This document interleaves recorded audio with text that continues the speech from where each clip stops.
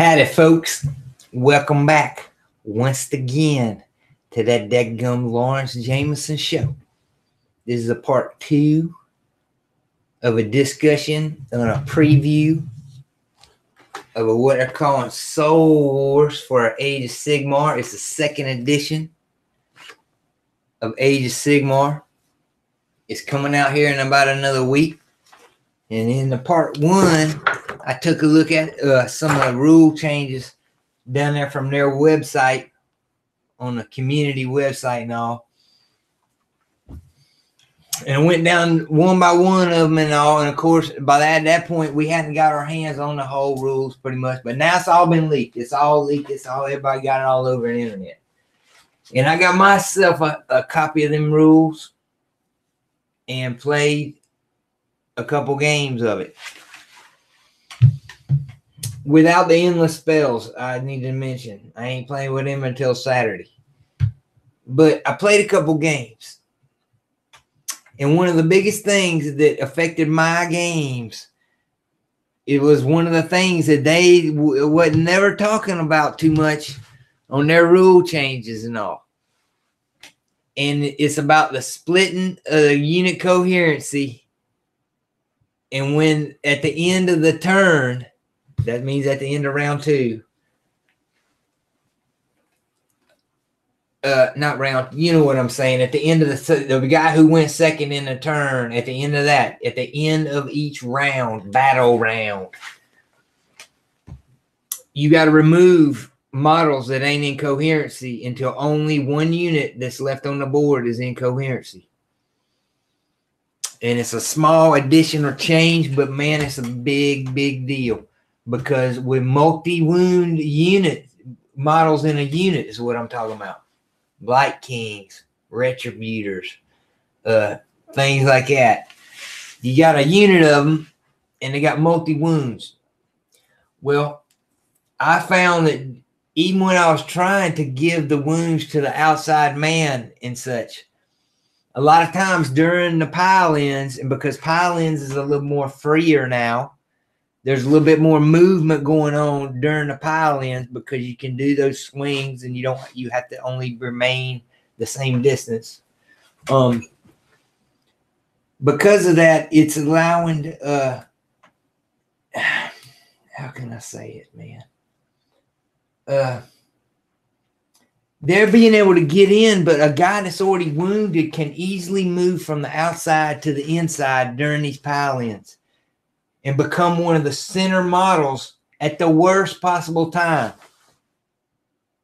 Meaning it's at the end of the turn, at the bottom of the round and all, and you got a guy that's already been wounded in the middle of your lines with a high value, let's just say Blight Kings, for example, is what was happening to me. Now he's in the middle. The enemy attacks you and does enough wounds to kill him. Now you gotta pull him, and there ain't, even if you got an attack back by your own unit, there ain't no. Well, I mean, if you've already attacked, I'm saying, if you've already attacked, man, you're just done. You're gonna lose half of your unit because of that. And it come up on me more than once, man. And I seen it against the fella I was playing against, who was playing Stormcast. He had Retributors and was falling into the same type of trap where he had to work out, even sacrificing guys getting in on attacks and making pile-ins because of that rule there. Because you get a guy from the outside, he's carrying wounds, and he carries them into the middle of a line and gets caught out, and then half your unit's gone. So I've seen it happen a couple times, so I think it's going to be more important than people think. You got to keep your eyes on that one. Anyway, that's enough about the rules. In this here video, I'm going to go back to that dadgum Games Workshop website, because now all the stuff is released for pre-order. And at this point right now, since I got to hold my rules, and made a nice, I got a nice color copy of 18 pages of it. And since I got that, I just pre-ordered me up a General's Handbook and a set of them terrain dice, which I'm going to start believing in, man, because one of the reasons I didn't like fooling with magical terrain and whatnot, like a lot of other folks, one of the reasons I didn't like doing it was because it was hard to mark what it was. Is that game sure couldn't just remember what it was, because if I rolled up for this terrain feature and it was damned or whatever, I had to break out a scrap of paper. That's how I was played. We played them down at the damn Games Workshop. So it wasn't a good system. So I was looking for something better. And this dice system looks like it's better because when you roll the dice, you don't even have to consult a tape. You do kind of, but once you already figure out the daggum symbols, that speedometer is arcane and whatnot. Once you figure out all them symbols and go run through them in a couple games, man, you ain't gonna have to look at no chart again to know about the magical terrain. And because I was kind of forced into it down there at the Games Workshop, because they make you play with the special terrain, even way before the dice and all. Since they make you do that, I got used to where I seen games turn on that. Whole games turn on somebody getting too close to a daggum terrain feature at the wrong point in time, either denying them being able to charge something when they would, or it would just really could really swing a game, man. So I'm a believer in playing with that, but I'm a believer in playing with minimal amount of scenery on a table for Age of Sigmar. Because I really do believe you should go by that first rule set about rolling on that little table per 2x2 square, because that gives you a good setup. Because I've said again and again, Age of Sigmar is a game of maneuver. It still is. It's not a Warhammer Fantasy battle, but it is still a game where the most important thing, I think, is the positioning of your miniatures in order to get buffs, in order to get things, in order to get buffs, in order to get things from other units and make their own attacks better, man. I just think it's a maneuver game, whereas 40K, that's more like an angles game in a range game and things like that. Yeah, you got range weapons and stuff. But let me go ahead and read this comment up here. Y'all know my eyes are old and all. Okay. Just want to say hi. And tell you I've been enjoying the Nurgle videos and mainly making a Nurgle army trying to paint using your Glotkin video. Well, I sure do appreciate that. I haven't continued too much on that Glotkin. I got it right here. I think in the last video I showed how I had magnetized up the fellers on top. I'll go ahead and show you again. Here's a dude that does some 2d6 damage from his belly. I love him. Anyway, here's his other brother, who's a pretty fair sorcerer. And I magnetized him on there because I got so used to carrying this sucker around, because as soon as I started, got paint halfway slapped to it, I had to put it in games and on the table. And I wanted to paint it up nice because it is a centerpiece, model. So I wanted to take you need to take a fair amount of time on one of these, because this is your number one model. And, Great Unclean ones are cool too, but this one here, man, is most points wise. It's a dang centerpiece of your army. So take your time painting it. But once I got some paint on this one, I put it straight to the battlefield. And I was carrying it around in that Citadel case that I got. And it fits just so nicely down in there. And if I was to add him, if I was to glue him on there permanently, his weapon would stick up there, and him, it just wouldn't be good. He would be in danger. So glad you got a Glotkin, and good luck with your Nurgle army and all, man. I've been having pretty good luck with them. I just lost to a Stormcast army. Even when, let me tell you something, I summoned the Great Unclean one on turn 4. I dang sure did it. I had Horticulus Slimucks with me. And not even the battalion. I didn't even get a battalion, man. But I had unbelievable rolls on my die 3 rolls. Once I had a few trees down and all, I started getting unbelievable rolls, man. And I was getting 6 per turn from being in their territory and my territory. That's 6 plus some really nice rolls, man. I was generating 10, 11 a daggum round. And so it didn't take long. Turn 4, I summoned up a great unclean one. But something, I found out it was too late. By that time, man, most of my army was beat and beat down, and they jumped him.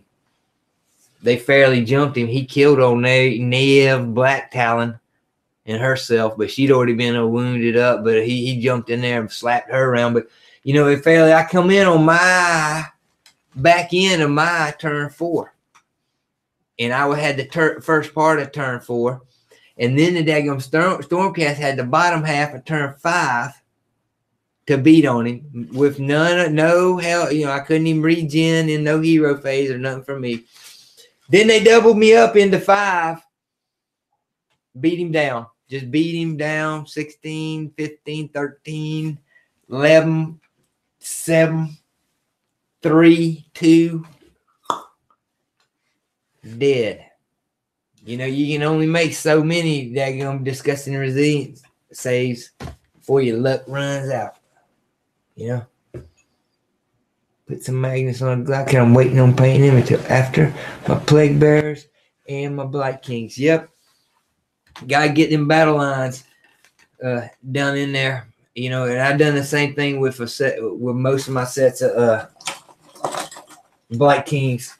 Here's a set of daggum 5 right here that's laying on my table. I just put base coats and wash, and then I went ahead and did the bases on them, without highlighting anything. I might have dry brushed on the metal a little bit, but other than that, I just base coated and washed these suckers. Went straight to the daggum bases, because there's old sayings: faces, bases, and shields. And these suckers here got a fair amount of shields and, of course, the bases. But they also got a few faces in there. But got a lot of shields. So if you pay attention to them and went ahead straight to the bases, these suckers already look done. But they ain't done, to the higher standard that I'm going to want to put them done, because they ain't got a highlight on them. But I had to paint up a whole mess of Blight Kings when I first got into the Nurgle. And I had to get, several battle lines worth of, what is it, $55 a pop? Dear Lord, $11. $11 a model for your battle line unit. Who ever heard of such? Games Workshop. $11, But anyway, or you can play blobs of Plague Bears with that, you still got to buy a whole mess of boxes and stuff of that sort. So anyway, what I'm going to talk about in this video, if I can finally get to it,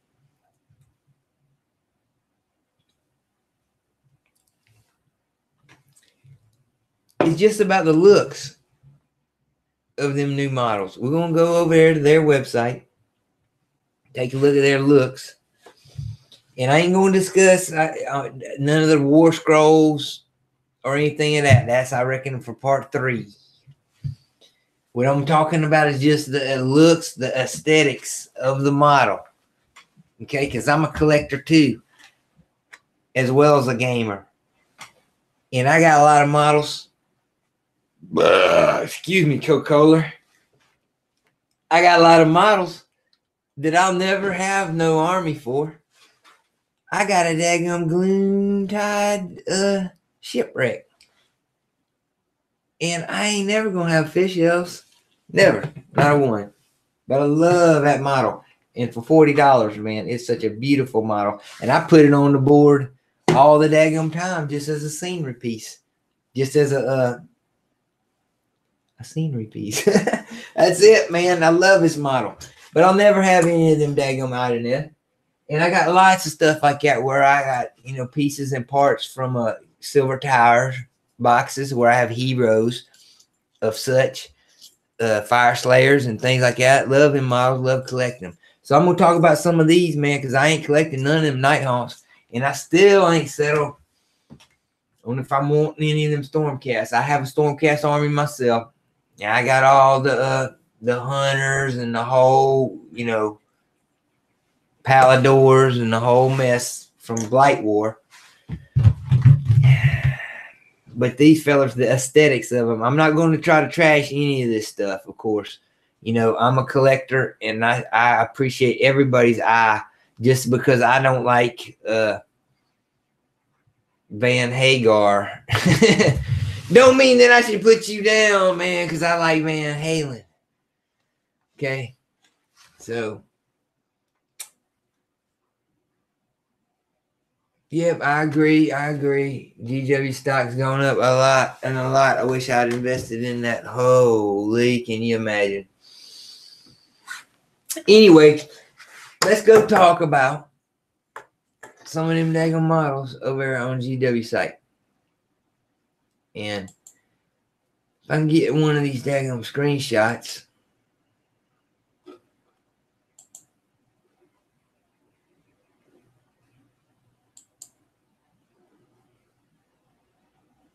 All right, here we go.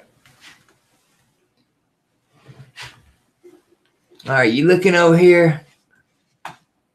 I hope y'all can see this, because GW come up and stepped up their presentation game, if you would, with this mess. Because look at this, the fade out 3D effect, man, daggone virtual reality. Now look, that if you ain't excited about Ghost versus Stormcast, I'm talking about from a new player perspective, and you've seen this, man. I mean, this is as good as it gets as far as presentation, and it's running on a loop there as far as Soul Wars. So this is on the very front page of the Games Workshop where they're selling everything, of course. And this is, you know, they're pushing the daggone General's Hand Warlord edition, where you get some extra things and all extra rollers to keep track of not wounds. I'm talking about command points and victory points and things like that. You get a dang a sheet of things that help you keep up with command abilities and whatnot. But we'll take a look at it later. Right now, we're going to take a look just at the models. We're going to go in here and see what they got. All right. And first of all, of course, they offer up the top thing with everything in it. That's going to get you the Malign Sorcery box. It's going to get you the new objective markers. It's going to get you the whole daggone Soul Wars box. Them daggone spinny wheels like I was talking about. You know, we could look at all that in just a minute. We're going to go down right now to the base box. $160.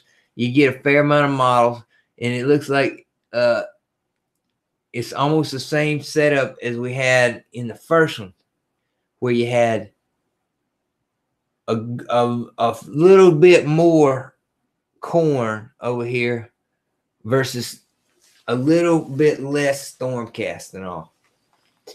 Now this box is more money, and I would just almost bet $1 to a dime you got less models in it. I don't know, man, but I'm going to tell you this. And the last thing you had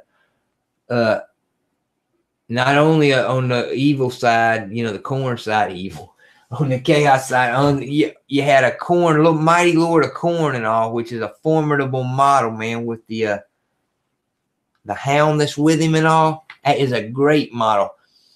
You also had a Korgrath, which is an exclusive still to this day to that daggone set. And then on the other side, you had a Lord Celestant on a Dracoth, which was a sweet large model and all. And you had 3 prosecutors and, of course, the Lord Relictor. And, I mean, this one just don't look – we're going to get into it. But, anyway, they've upped the price a little bit, made it on par with the 8th edition 40K. Let's go in here and see what they got. This is looking a little bit closer. And they can tell me that I can go even closer. All right, here we go. Now, on first glance, it looks like a lot of models. And it looks like they have our battle line boys out front. And the battle line here. and working their way up onto some daggum hero type things.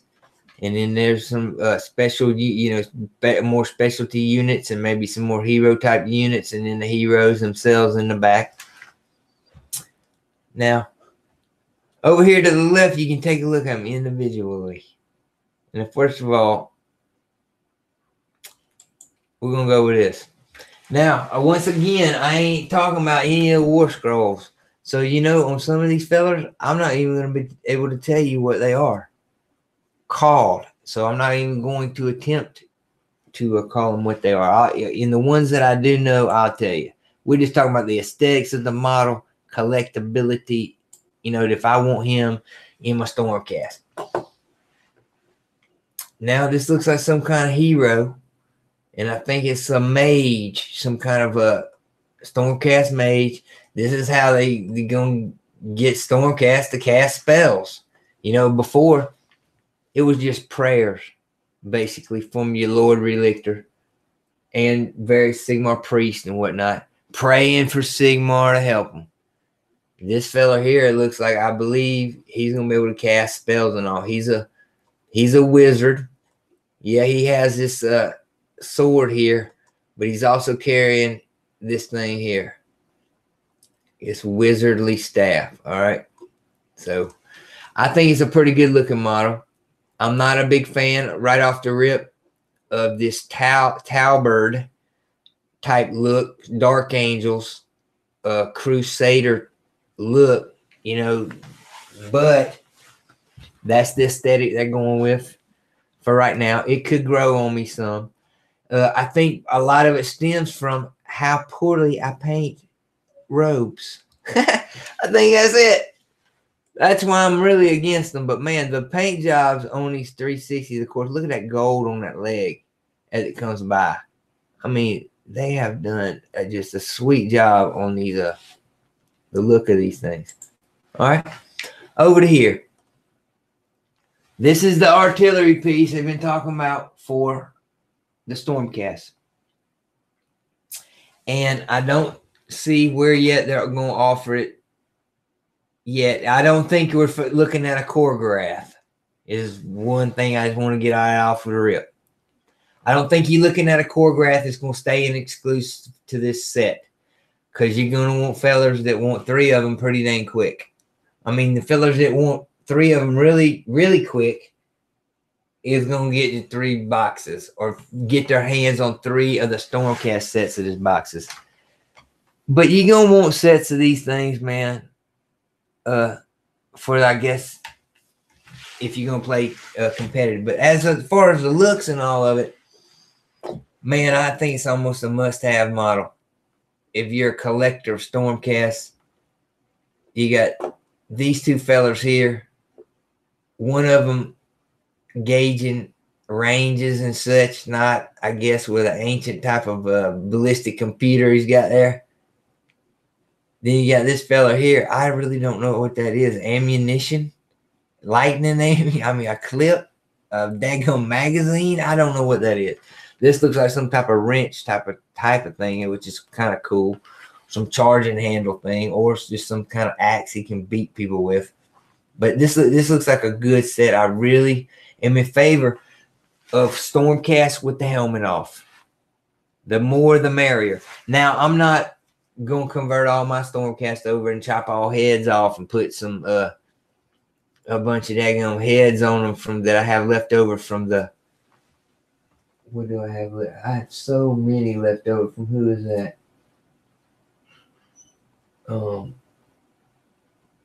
The Blood Reavers box, I believe, had so many. Anyway, a bunch of bald-headed suckers, but I could put anyway, the Stormcast. The only thing about the Stormcast here that I've noticed lately, and it wasn't until I got a hold of that set from Niv Black Talon and her whole crew from a dadgum Blight War box that I really noticed it. In a lot of these poses nowadays, when they got these Stormcasters looking over their shoulder, it's burying their face, the lower half of their face, up into the daggum shoulder, the pauldron type in the It's bare. Look, if you can get a look, I don't think it's gonna get any closer. It's actually gonna just get further away. But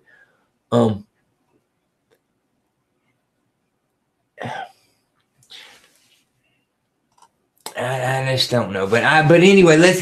This is a must buy, man. I think for collector and all. But you can't get a hold of it unless you're going to get the set. Is it worth getting the whole set by itself? Just to me, I don't know. If I can get a hold of them Stormcasts cheap enough, you know, I'm going to take them. What you got here? 360. Looks like some type of Nighthawk hero. All right. I wish they had the damn names on here. Do they? No, just Soul War something. No. That gum Games Workshop. Does it have it when I hover? Can I hover? No. Hell no. All right, let's just talk about it. Like that staff. Like them flames coming from it. It's very, very nice. Because, you know, if you're into them Nighthawks, you know, a lot, you know, it's either blue or the green. You know, that's what you're getting. That's why they're coming out with blue paint and a green paint.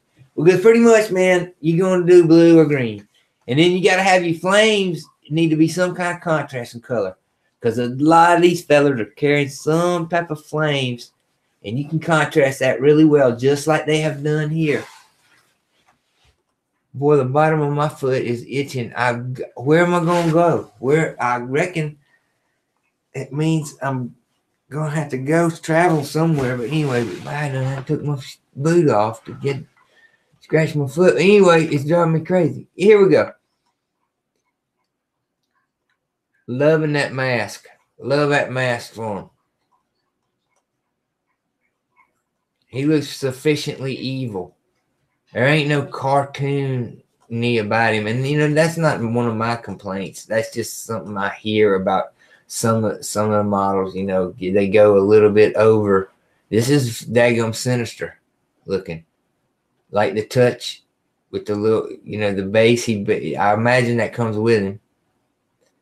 You know, help hold him up and whatnot. Because he's attached to it at the bottom. So I imagine that little fence and all comes with him, but they've added, you know, the little tufts and all. So that's a nice touch, man. He'll help take up part of a base where you don't got to do as much of your own grave making and all. All right, let's just see what this is. This is the whole Stormcast thing. Don't need to look at that right now. I believe these are called castigators. Castigators, somewhat such not. They are another ranged weapon for the Stormcast, looks like. And it looks like, just from the looks of it, like I said, we're going by looks. The daggum weapon itself, it looks pretty nice. It don't look like it's a regular weapon. It looks like on the end of that thing is something nasty. You know, it ain't firing just old regular crossbow bolts. Yeah, I mean, that looks like RPGs or something. But anyway, they're fairly menacing. One thing I don't like about the aesthetics of this 5 set right here is that you got 2 guys are identical, and then you got these 2 fellas that are identical here on the ends. So you really only got 3 poses out of the 5. You know, this is a starter set. You know, I'm going by the standards of the 8th edition starter set. I believe it had a little more, especially on the Death Guard side. But you know, we ain't talking about that. The Death Guard side had a dang different pose for every Marine, and everybody had a dang different pose. I don't believe there was any doubles. I might be wrong. There might have been 1 or 2, but here's a case of them doubling up a couple of people already. And once again, I'm not a huge fan of these fellas, you know, wearing all this cloth. Ceremonially, I reckon, you know, it's practical, man. But in this here, what am I talking about? Practical. You know, this is fantastical. You know, this is a fantastical battle. So excuse me for trying to talk about practical. But anyway, I'm just trying to tell y'all that I can't paint robes worth a flip. That's what's going on. Here's another look at that ballista. We're going to get a good 360 on this sucker. It's going to rip around. We're going to rip it around. Look at that daggone lion face. That is sweet. Sweet.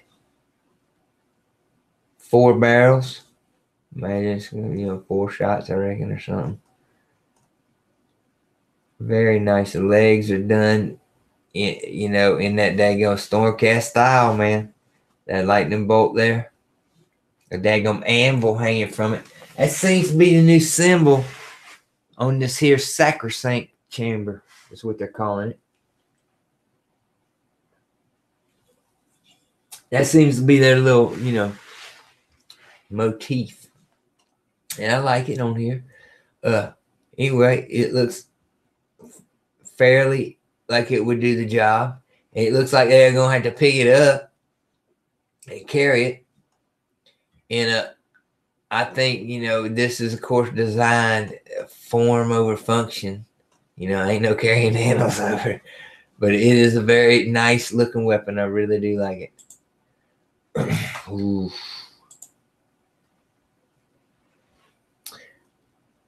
Some type of chain wraith type thing. This looks like a hero.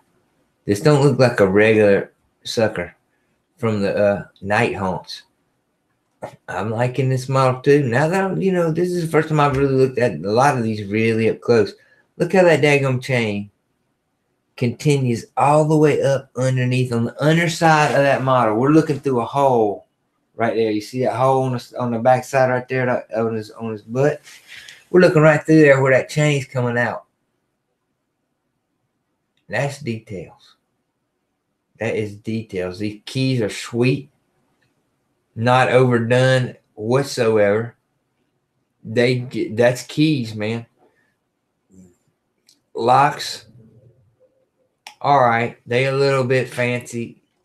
I wish they would have been. I guess they are different. I was going to say, I wish they'd have been different, but it looks like this is more cross-like. And this is blended across a more spade-like. Yeah, all right. They're growing on me a little bit even as I turn and look at these dang things. I like his look. The slack jaw, the dropped jaw look. I like the helmet where there's no eyes or nothing. The lock around his neck. Whatever that thing is locking the armor and all. I like him. He's about locks and keys. He was a jailer. I guess he's a jailer or some such like that, man. Like I said, I don't know any of these names yet. I'm not going to attempt them. But I was looking at the aesthetics of the model. Boy, look at that chain coming right up underneath him, man. Now, a lot of people express concern that models like this is only held by this little tiny bit right here. Now, it looks like you could get either a small rock or something if this ain't already, and I can't hardly tell from this. No, it's up off the ground. It wouldn't be too tough to move that skull over till it touched the bottom of one of them locks to help hold another point to help hold him forward. Now, I know they design these really nice. And the one thing that a lot of people don't take into consideration when they fool with these really spindly models, is what you want to call them, is that they're very light and springy. You can drop this on a dadgum linoleum floor from a whole height. You can hand it over to a child and let him drop it.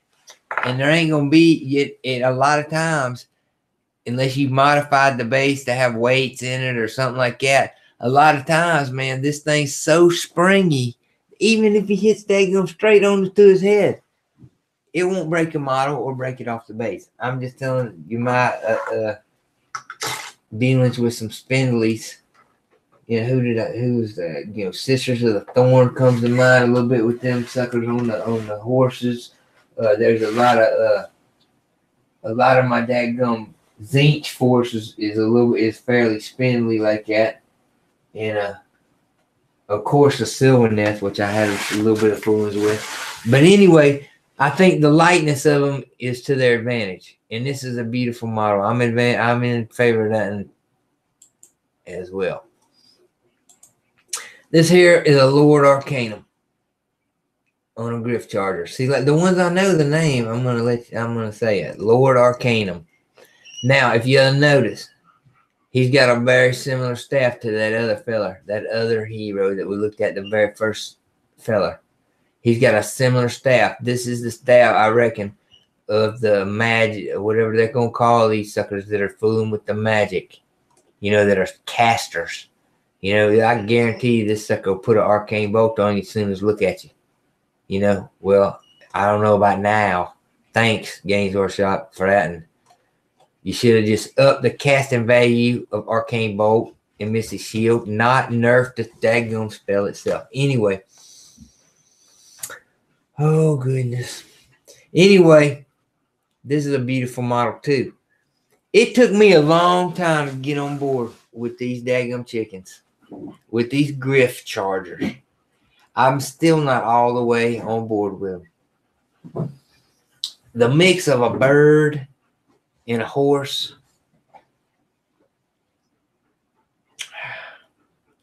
You know how pure the daggum Space Marines are about heresy and stuff like that. And a lot of that way is I view the Stormcast Eternals is kind of in a similar way how pure they are. They're knights. You know what I'm saying? The daggum Dracoth was a worthy mount. Star Drakes, of course, a worthy mount. This is a bird horse, and I'm not on the fence. I'm with them because I got some of them, and I'm going to tell you this: they ain't performing too good for me in the daggum games. You know, with only that single javelin attack, which is the one you really want because it's giving you rend and such. I don't want to talk about rules. Anyway, this daggum Griff, this bird horse, they got them painted nice right here. But I'm going to tell you this: the most of them got so much, and he has armor right down here. You see this daggum scale armor he's got on? The others that in the regular units, the Paladors, they ain't got that scale armor. They're just showing skin. And when they're showing skin, I mean skin. It's flat, round muscles. No hair. If you want to paint it up like hair, if you want to believe it's hair, you gotta try to make it look like hair by painting a pattern on it or something like that. And there's very few people I've seen even be able to pull it off. Sam Jones and them, there's some people around on Paint All the Minis, and Andy and Rim's Facebook page, of course, is some of the highest painters come through there. They got some examples of really nice ones. Man, I'm going to struggle on it because I'm going to tell you one thing. I struggled on my Griff Hounds. I got a whole mess of them, 7, 8 of them, a whole pack. And I have struggled on them suckers. And I was all hyped up when I first got them all about how I was going to paint them all up like all my old dogs and all my dogs I got now. And I was going to name them all the same things as all my old dogs and try to mimic all my old dogs' fur patterns on them and such not. Man, holy crap, that fell through the ceiling there. That didn't get done. Once I got into it, the dang skin was so smooth. But this in here, man, I think there's enough armor on here. It will keep me interested. And when it does get down to the smooth skin, you only got this here leg, the back of the neck right there. It's very minimal on this in here. And they, like I said, they've grown on me some. I haven't had too much success with them in the battles I fought with them, which has only been a couple. But this is the leader. This is equivalent to what you had a Lord Celestian on Dracoth. So I got to give advantage to Lord Celestian on Dracoth. And if you want to go back through here, some of these, man, I'll just try to compare some of them to the original box, man. Because I still to right now think the original box was stronger, model-wise, aesthetic-wise. This sucker here. Is he a leader of castigators? And we're just looking at him up close. That looks like what it was because it looked like the same fella. It is. It's just him up close. Now, I don't know what that is. Is that one of them bolts is fired from it? Because that looks like what his friends got stuffed in the end of theirs. It is. It's the same daggum thing. That's daggum piece of ammunition. And he's the leader.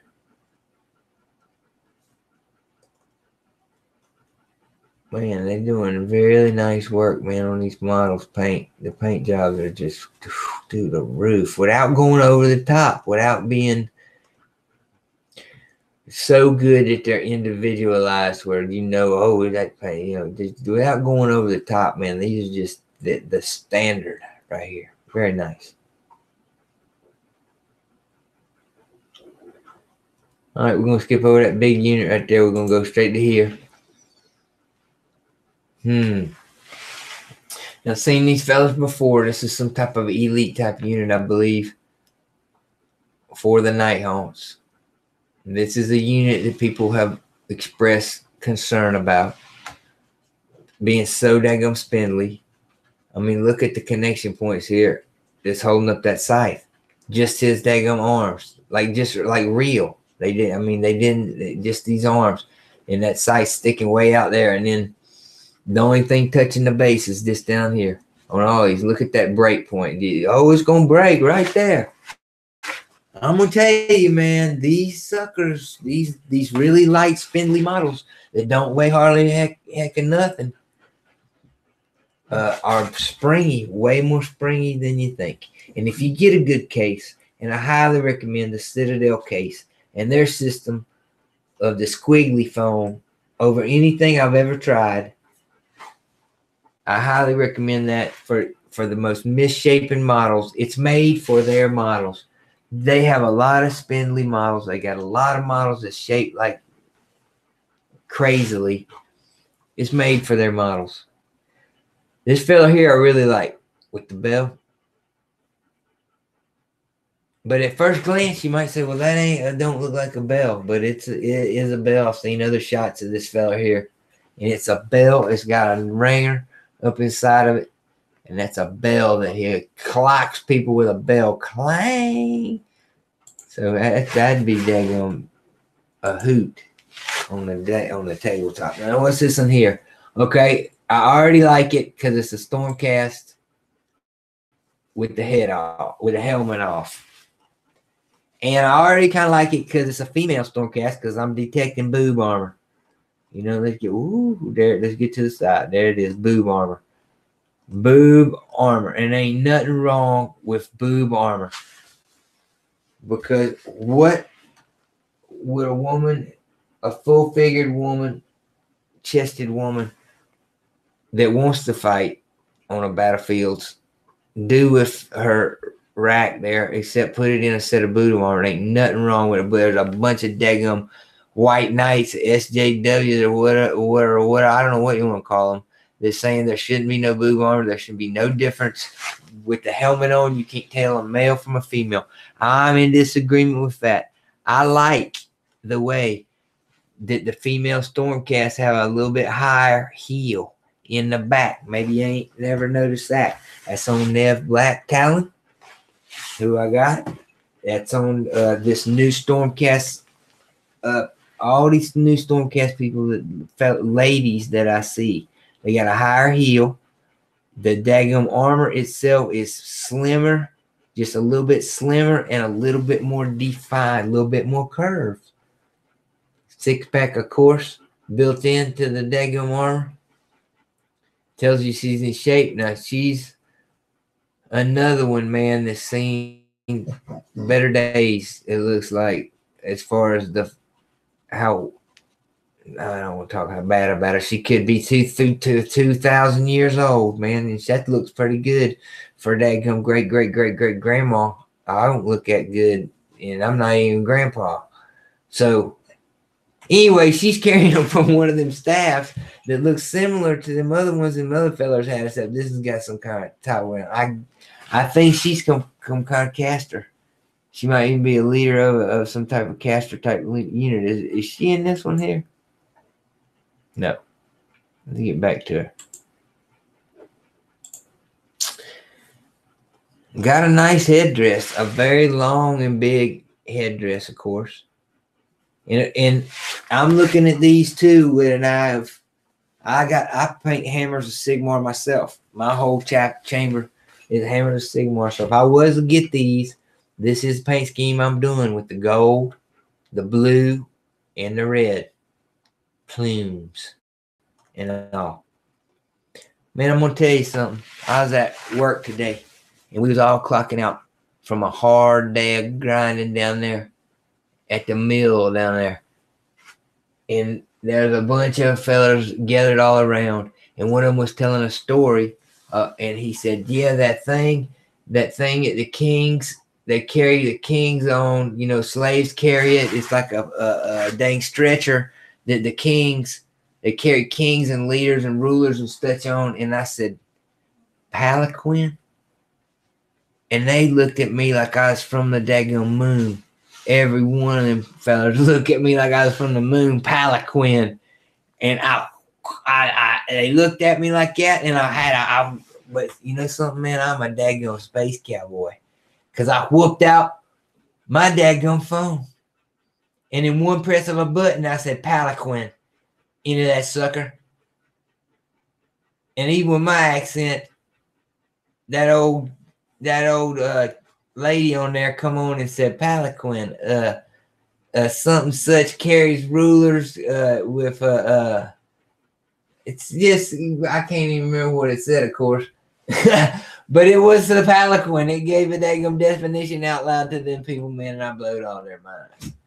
But I did use the word hyperbole today as well. So it was a double trouble. Here we go. I like this model. Even though she ain't much of a looker. You know, I imagine she's a very powerful caster. And on the board, she's pretty good. She's got a daggum mace. I like this touch. Having a full-size weapon over to the side, because right here she's got some type of crystal potion, some type of something that's telling you that, you know, that it's more important that she's a caster over a hit you in the face with a hammer. You know what I mean? She's casting the spell. I like that, but she still, you get close to her, she's dropping that, and you're gonna get hammered, slam hammered. Anyway, Sigmar, I guess, done come out with these new type of hammers. They look kind of like an axe, but as you can see, as I stroll around on it, they're wide up top and on there wide. It's a daggone pointed hammer is what it is. You know, and he's come out with these that them sequitors is using as well. So Sigmar's new hammer style. And there they are. There they are. Sequitors. Now, I am going to talk a little bit rules and war scrolls on these suckers. And the reason why is I got my hands on 3 of them and put them in a game. And seeing how they work, and I had to look at their war scroll. Now, as you can see here, they got 8 fellers, which in a normal unit is either 5 or 10. Now,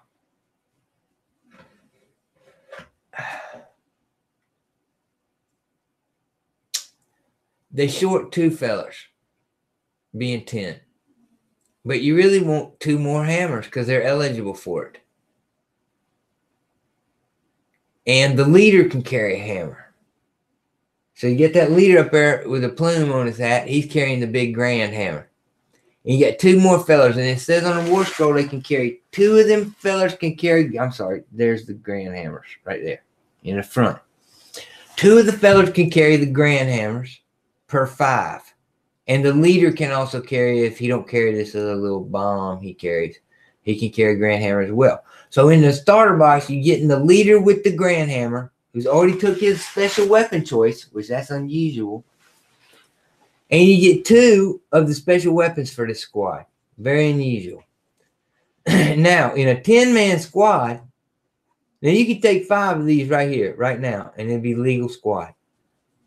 But you could really pump this one up, make it a 10-man squad if you had 2 more fellers, and they both would be eligible for these grand hammers.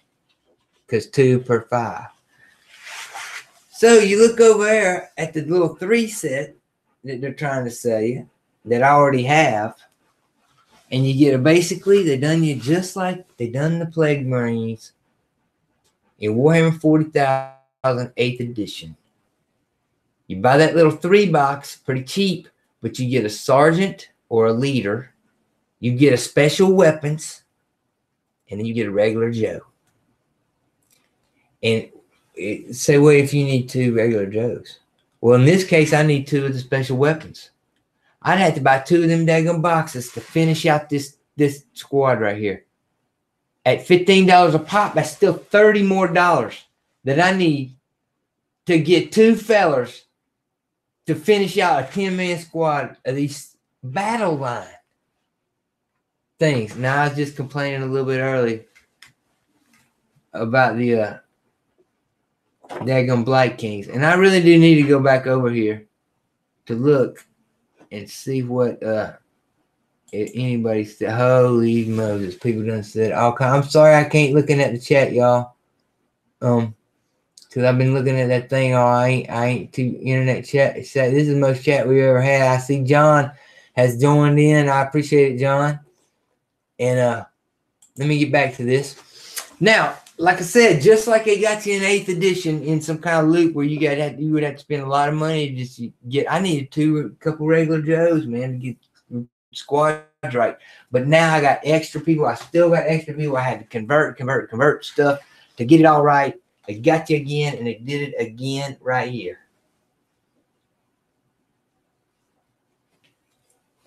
Only redeeming factor is this.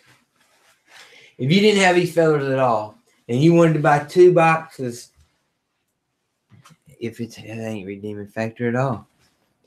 You can buy 2 boxes and push together fits with the sergeant. I'm talking about the leader, a special weapons, and a regular Joe in it. And you can buy 2 of them sets. And now you give you 2 of them great weapons, 2 of them Joes, and 1 leader. Now the leader in the push fit box, she ain't carrying that grand hammer. She's got the little bomb. But I'm going to tell you something. We need to switch back or something. Because she's a looker. I'm going to show you her in a little bit. She's a good looking Stormcast lady. You know, and I ain't even got her painted all up, man. I can already tell, you know, because I'm going to tell you this. Nev Black Talon, she ain't nothing to look at neither. All right. From the neck up. Sorry to say. But Nev Black Talon, you know, that's a good daggone model too. But this other Stormcast lady that I'm talking about, she's a real nice one. Real pretty. Anyway, she'll probably get killed every daggone round for me. But it is enticing me into maybe looking closer at these fellas. Because I maybe won't hire her as my leader. You know? Or maybe, you know, something. Maybe she ain't no pretty. You know, prettier than any of the others, I'm saying. It maybe it's because she got a mohawk and I got a mohawk too. You know, at least I can analyze my own flaws like this, people. Anyway, I think that's probably why I'm biased towards her. She's got a daggone mohawk, so do I. So I'm partial to people with mohawks here. Let's take a look at this. This here looks like the Knight of Shrouds on some type of spectral mount. All right. It's going to be a, oh, don't say you hung up on me. All right, here we go. There he goes. Knight of Shrouds. Now, I played against this Knight of Shrouds, son, when he was using his powers just to buff daggum spirit host to mortal wounding you on a daggum 5 or 6. So I got a hatred of this guy in the game. But this model looks fantastical. Look at those horns. Look at the horns. This is a fantastic model. Fantastic. The horse, the way the flesh, I reckon, is coming off the horse. Because if you look down near the bottom down here, man, he's got a spectral flames coming off. Of course, once again, green, and he's a blue up here. They got spectral flames coming off, and he seems to be fairly solid up to about his lower knees. Then he's coming completely to pieces, slawing off, man. Almost his whole head is gone to a skull. He done growed ram horns. It looked like what it looks like to me. Yep. Because is this a horse? Is this a sheep horse? A ram horse? You know, that's what it looks like is going on here. He's riding a daggum ram horse. Anyway, this ram horse is coming to pieces, and it looks very, very cool. Spectral flames licking off from the daggum hooves. It's rearing up. Hi-ho, daggum silver. Look at it. He's got his sword raised. You can imagine the screech as he's screeching for these daggum ghosts to charge into the Stormcast lines. You can imagine the screech is going to come from this one. I really love this model. This might be a model that if I could get a hold of separately, and I could get it for $40 or so, I wouldn't put $60 on this one. But if I could get it for about $40, I think I'd buy this. I have a couple other death things. Not that I'm going to put them on a tabletop to play, but this is a collector piece right here. This is a nice collector piece.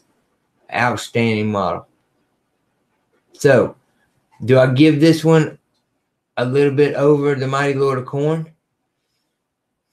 I got to call it a draw.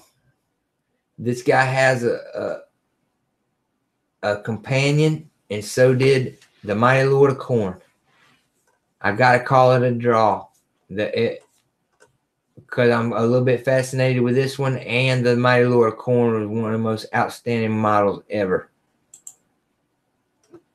So that tells you what high praise I'm giving that dadgum Knight of Shrouds on a spectral mount or whatever.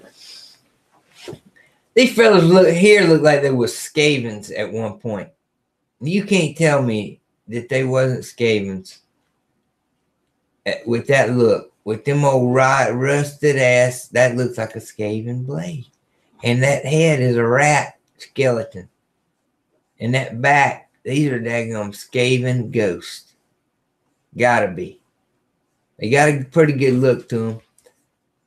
You know, as far as ghosts go. And once again, like I was saying, I don't believe that these are going to be a big, huge problem.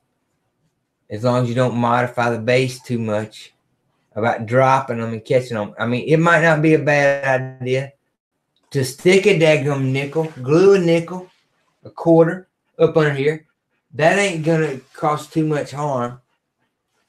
I'm talking about modifying the base by like putting these suckers up on cork or rocks or something else that making a specialty bases on every daggum thing or something. You know, if you just glue this straight down, and especially if you glue this with plastic glue, and I'm not a big fan of plastic glue. I'm mainly a super glue gluer. And these even work with super glue. But if you really ain't concerned about this, glue these down with plastic glue. Let them bond themselves to them daggum bases. And then super glue a daggum nickel. If these are 25 millimeters or whatnot. Or anything bigger, you can get a quarter up in them. Quarter fits pretty good up in a daggum 32. But a nickel will go up in these, glue them pretty quick. And I mean, you say, well, why don't you put a washer up in there? You know something, man? Go down to the daggum hardware store and buy you a washer for a nickel that's the same size as your nickel. And burn and tell me how you saved money. Anyway, the daggum quarters. Now, I am lying. You can buy in bulk. You can buy in bulk because I do it. I buy washers to fit my 40 millimeters. I buy washers to fit my 32 millimeters. I pretty much nickel up my 25 millimeters. But the other ones I do buy in bulk because you can get them down into the 13, 14 cent range. for a big washer like that. Buying a reasonable bulk, I'm talking about 25 to 50 at a time, you can get it down a little bit. All right, on over to here. These here Stormcast Eternals. These got a paladin look to them. And by paladin look, I mean Retributor style. I don't know if it's the way the shoulder pads sit, Terminator style. I mean, look at these fellas. They look thicker. They look retributionary, I guess. I don't know. Maybe it's the pose of the arms. That's probably what's doing it. The pose of the arms, you see, they're all spreading. Like, whoo, like, I don't know why they're spreading. They all spreading. He's raising a sword. He must be the leader. He's raising a sword. They all got these daggum staffs, these magical staffs. So I can imagine that this unit is a casting unit that can cast spells. And I bet you it's probably along the lines of the same way pink horror units and stuff will cast. It's not every model. Could be. Don't know. These might be elites. Every daggum one of them cast a daggum spell. Don't know. I doubt it. But these look like a little bit thicker fellas, a little bit hardier, on par with some kind of paladins, a special type of paladin, I reckon. I don't know. I like them though. Here's a looks like it's gonna give you a 3D view of a Secretor. Just a regular daggum Joe in the trench. Give you a very good look at that new Sigmar Hammer, which is like a pointed hammer, right? That's the new daggum hotness in Azir this summer, is these daggum pointed hammers. Oh, everybody that especially that wears these robes and stuff. Of course, again, this anvil motif down here on him. Now, this looks like he's a leader because of the shoulder pad. You know, he's got a line or something. You can always tell on these Stormcasts, you know, the leader of a unit. Now, that's Secretor there. That's the daggum leader, I reckon. And this leader has chosen to have his little bomb, I guess, because that's what's on their war scroll. If they take the regular hammer here, if they take the regular hammer,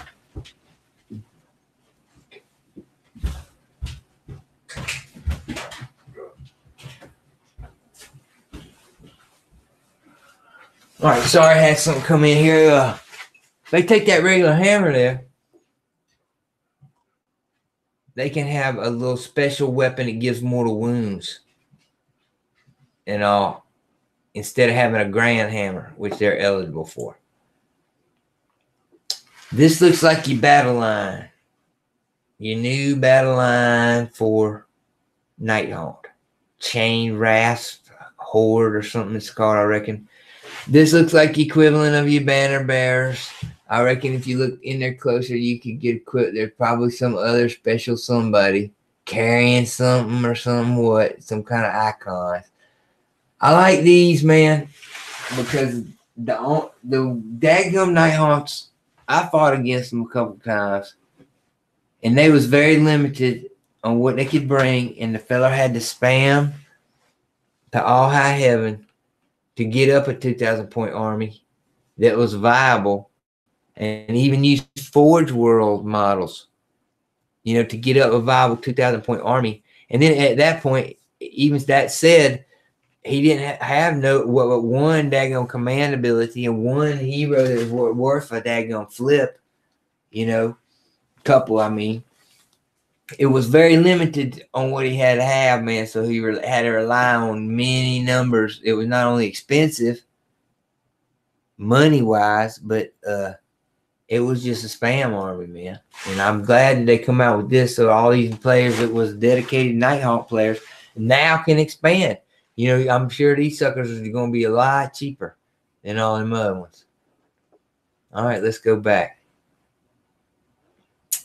Let's take just a real quick look And I'm gonna wrap this video up here. I done yapped and yapped and yapped, I'm sure, and I'm down near the bottom of this Coca-Cola. Just hang on.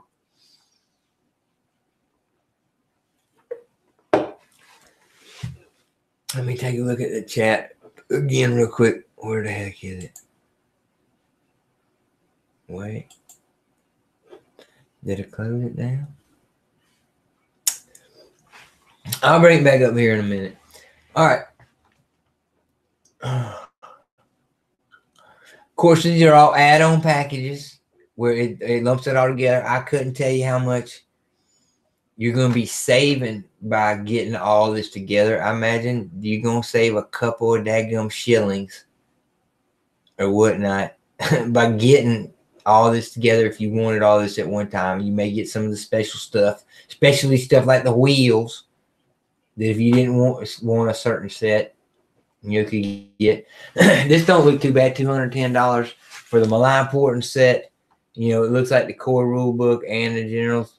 That looks like, you know, that looked like it might have been up my alley. Of course, I didn't have $210 to drop right straight on it on a daggum release date. What does it have? Malign sorcery.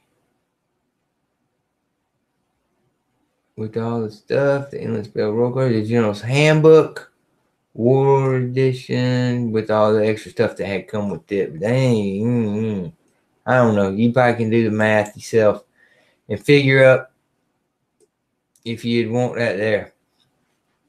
I myself don't even know if I'm going to buy the core book. Number one, that's a high price to me, $60 daggum. I think that's a pretty high price. Now,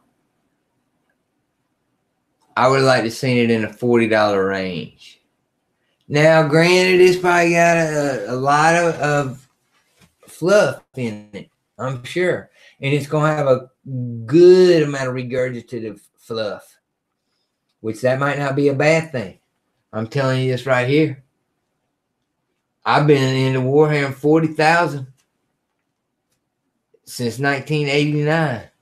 The daggum first books. And if anybody remembers the magic of first and second edition Warhammer 40,000, and I'm not talking about magic, I'm talking about the feel of that game and the way it all was, man, and the way the lore was written and everything for that game. It was magical. And I really don't think the lore had been encompassed correctly until that 8th edition Warhammer 40,000 book, the current one that come out 1 year ago, fairly. The lore in that, it brought a tear to my eye. I'm telling you one thing, I was so moved by the good lore in that one. So I reckon the lore is going to be good in this one, but for $60, I told you I already have my hands on a set of the rules. I guess I need it for some of the battle plans, but ain't that gonna be in the General's Handbook, which I did pre-order? I'm gonna need it for narrative play. Well, maybe later on down the road when I'm doing some narrative play. And that's a whole nother video, man. I almost think narrative play is nearly almost a myth. I can't tell you too many people. I mean, there's a lot of people claim, oh, I play narrative play. I play narrative play. I mean, I have played narrative play, but it's hard to say I play narrative play because I don't. I play by points. And 19 times out of 20, when I meet with an opponent, they want to play by points and they want to play a scenario, a battle plan out of one of the 6 competitive battle plans. That's what they want to play. And so I guess that's what, I'm a competitive player. All right, that's a whole nother can of worms about malign sorcery that I could talk about the models and such. I'll go in there real quick, tell you which one of these models I do like real quick. Oh, Lordy. This in here, And I've seen all these in person. This one here is about a half-size model of them, not even quite, of the Chomping Jaws. Pretty good look.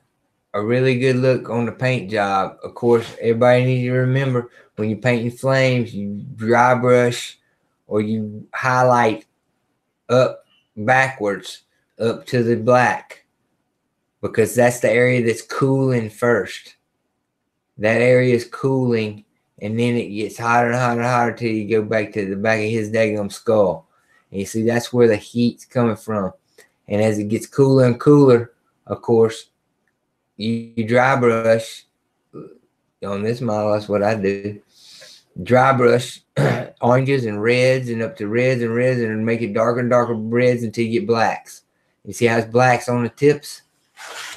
You know, and I'm not trying to give a dang painting video, but that's why one thing that makes this look so good is this is painted completely correctly to look like flames from backwards. You don't highlight, you darken. The cog wheels.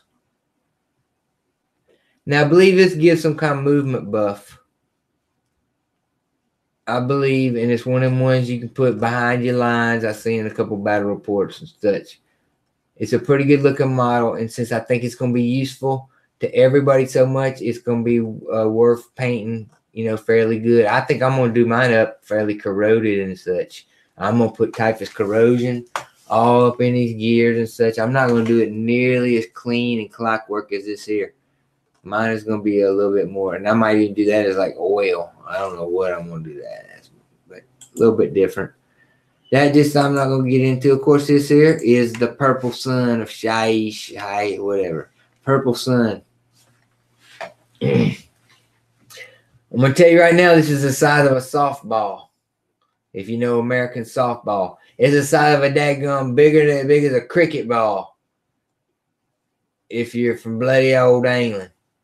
And I'm going to tell you right now, this is a big model. It's on a big base. And it floats around the battlefield. I haven't played with one at all, but it is a very big model. And guess what, folks? Since it's called the Purple Sun, guess what color you got to paint it? I'll let you guess. This one here, don't know what it is. I kind of like it. Kind of like a ball blob of some kind of deathly spirits up in a, and once again, like I said, they're having to use like a bluish and a purple up in here. And then on their flames or ghostly whatnot, ectoplasm, whatever this is, they're using a green tone as a contrast. I think this is going to be some more oh, that's what I'm looking at. Sorry. The mirrors. Now, I was wondering how they was going to do mirrors. Because when I first heard about mirrors, I thought they was going to have flat mirrors that you was going to have to paint something on. Or they were going to maybe even do something goofy on them. But as you look at right here, man, I think these are pretty sweet. The backside, of course, is the flames, or I mean, it almost looks like molten daggum solder that they splattered on them, but they look pretty daggum sweet.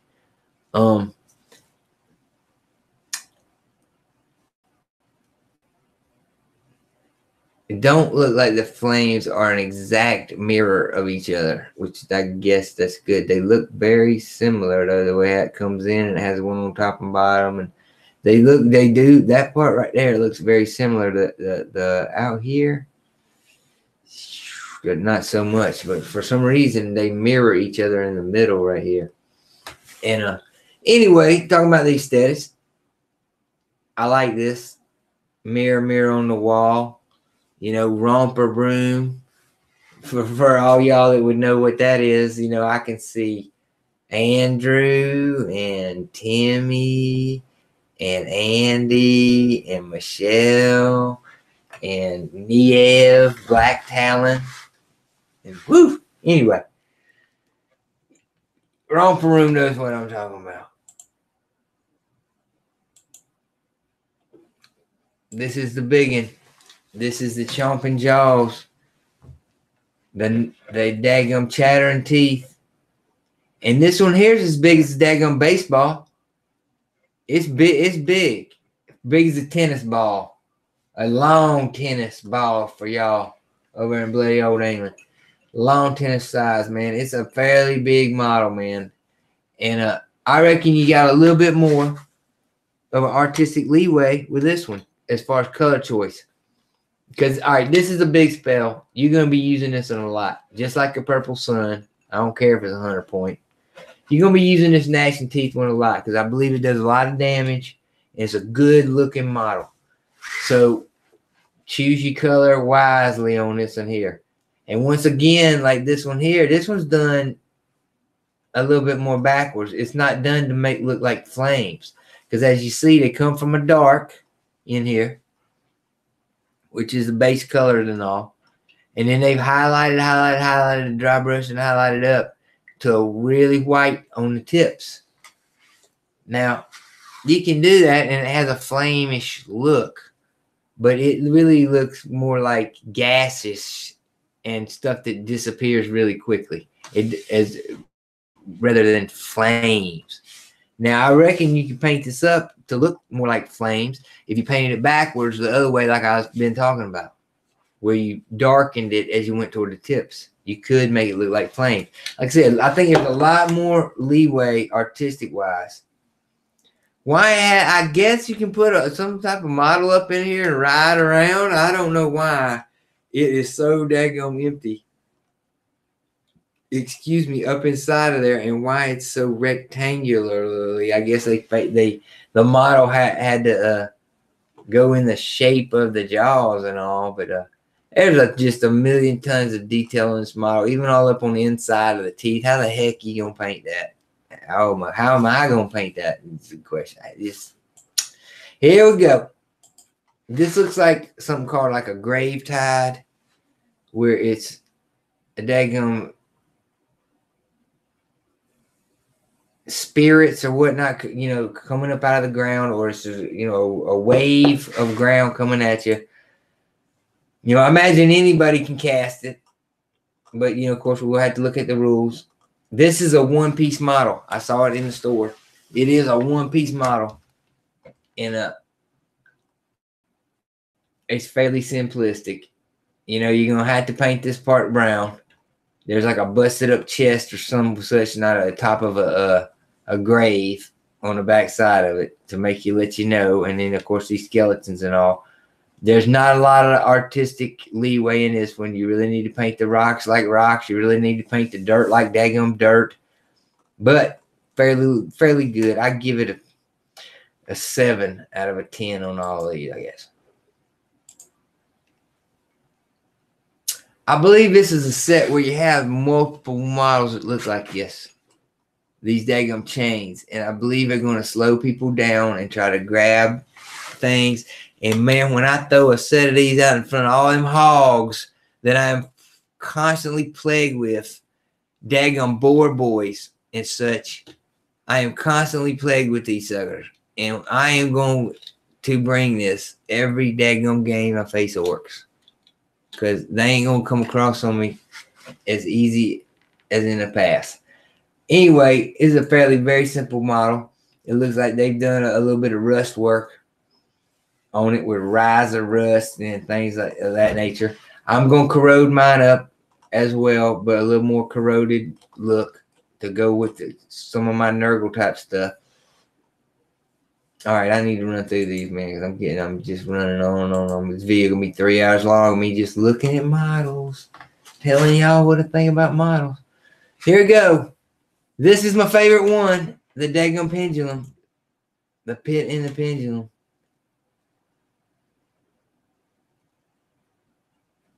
The fella laying there on a daggum slab. And the pendulum just coming back and forth, and he just agonizing as it comes lower and lower and lower, and start thinking about what it's gonna feel like and what the crimes he's done. It's just horrid.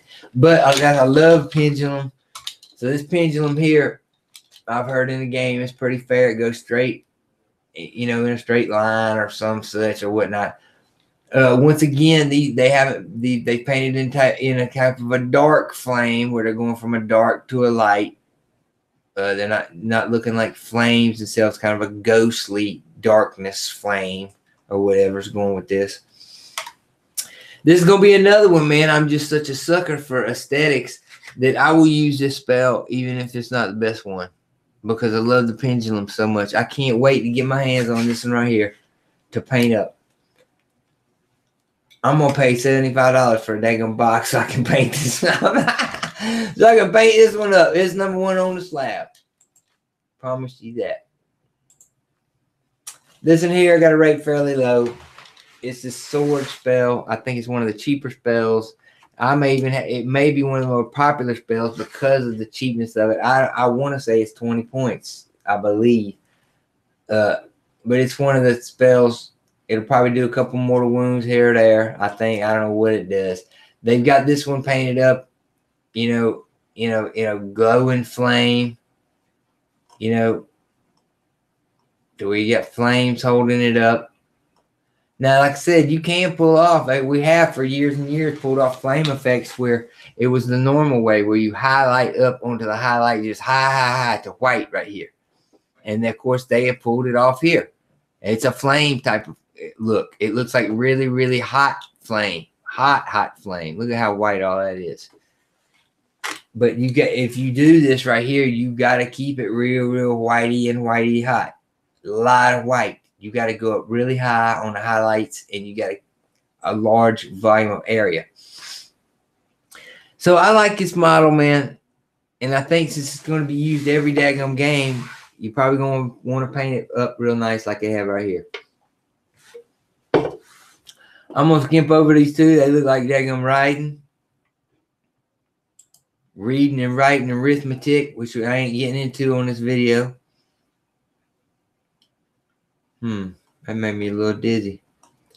It looks like two planetoid things going round and round and round. Maybe, hopefully, the fluff don't restrict you to a black and a white one.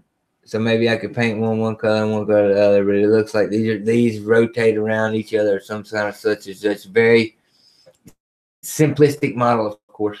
Looks like they got here. So I'm gonna rate these about a 5.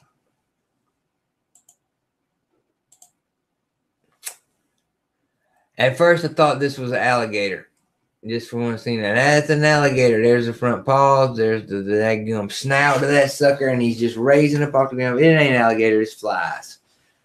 And it's kind of hard to get a look at them because of the way they done blended all the green come up into the green type flies. And the wings is blue. I'm a big fan nowadays of painting the wings of flies because I've been doing it on these Nurgles now. Bloab has a daggum blue million of them. And I'm a big fan of painting them with metallics. A metallic with a blue wash is what I've been getting down on. And they look fantastical. These right here, man, they just don't pop out enough. There's not enough pop, man, to tell me that's daggum flies. They don't scare me at all. I need the heads of these suckers to be coppery. That's what I did. I couldn't paint it. If you try to paint every little eye on these flies, you're out of your mind. But to get the illusion and to get the feel of a fly, I painted all the heads of mine on my Bloab and all my own other things that had flies. I painted the heads of them copper. And so when you got a swarm around like this, that's copper gives a subconscious fly look to them. Just by seeing all them coppers, because you see a real fly, have that coppery look up to the eyes and such. More reading and writing. Here's the cover of it. A very sweet, sweet cover. And this is going to be a hardcover, I heard. It's Malign Sorcery, I reckon. And they're going to have all the War Scroll cards inside of it as far as what the spells do. I think it's almost a must-have. Everybody's going to have them. If you have any kind of daggum, if you cast any kind of spells at all in your army, and I'm a Nurgle, and I do, I think it's going to be a must-have. A very, very must-have. All right. I'm going to have to try to bring it back up if I daggum can. Oh, don't do that.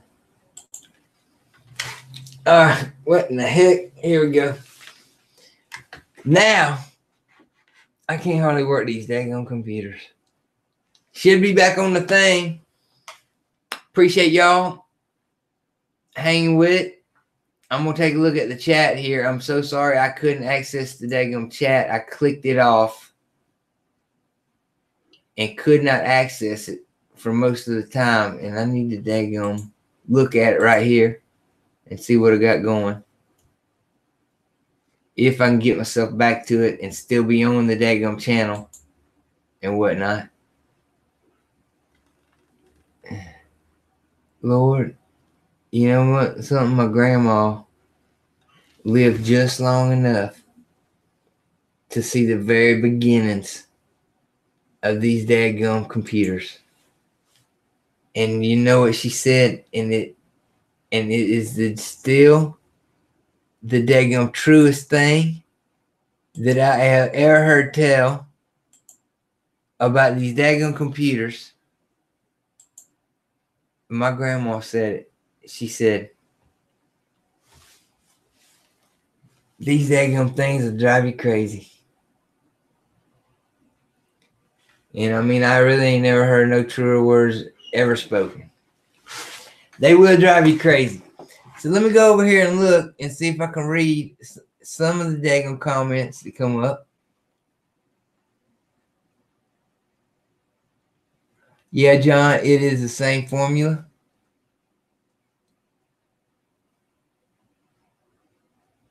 Man, I'm going to tell you, I love my daggone subscribers here.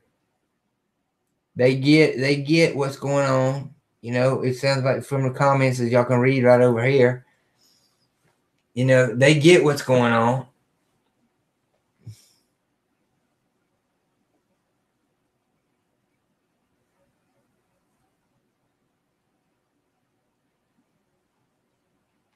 Yep, I totally agree, John. GW's got the best color scheme for him, and I totally agree. I think that you're going to actually be able to get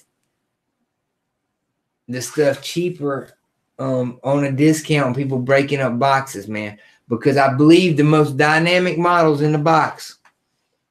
I believe the most dynamic models in the box are the night haunt side.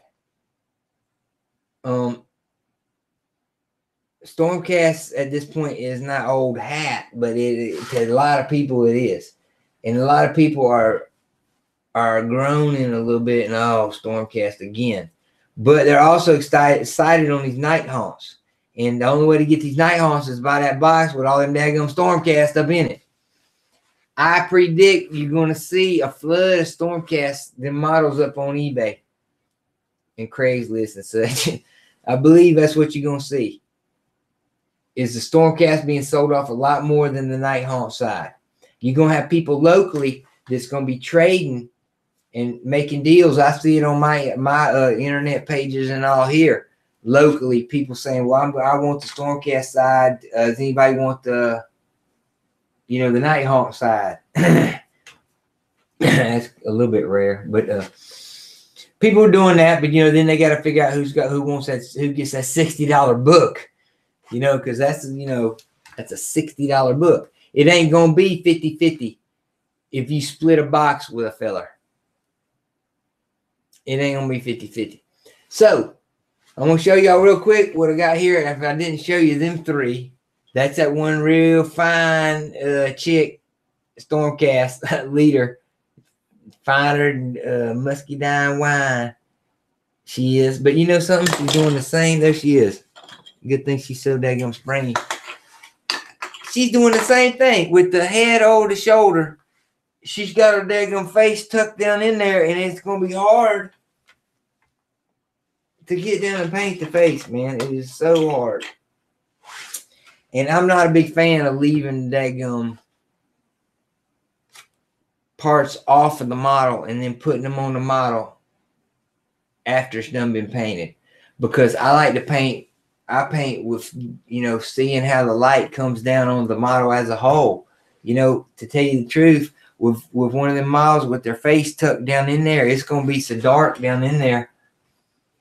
It's going to be the base coat and the wash and maybe an extra shatter even down in that area that's tucked down in there.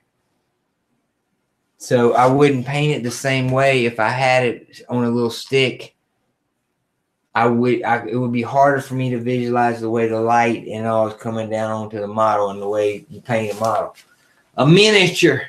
So I appreciate everybody stopping by and watching my little daggone miniature figurine show. And I hope that you have good luck in the daggone wars to come. Good fortune and all, whatnot. And please click a like. Hopefully, we're going to start getting a little more subscribers and getting a little more out there to some more people. I'm coming up this week. This week, Paint All the Minis will be releasing the interview where they interviewed me for one of their daggone podcasts. And of course, Paint All the Minis is the premier top #1 in the world miniatures podcast for painting miniatures in the world, man. Run by Dan Adam. And serious as a heart attack is the #1. And they interviewed me, and it was a huge honor to be interviewed because they interviewed the likes of fellas like Rick Priestley and Gav Thorpe and big wheelers and big people that run games companies and produce their own games and things and whatnot. And little old me, you know, I was blessed and also very grateful that Dan did a podcast on me. That's coming out this week. The Lawrence Jameson Show. All right, I'm going to sign off for right now. And I sure do appreciate it. And I will see y'all on the next flip side.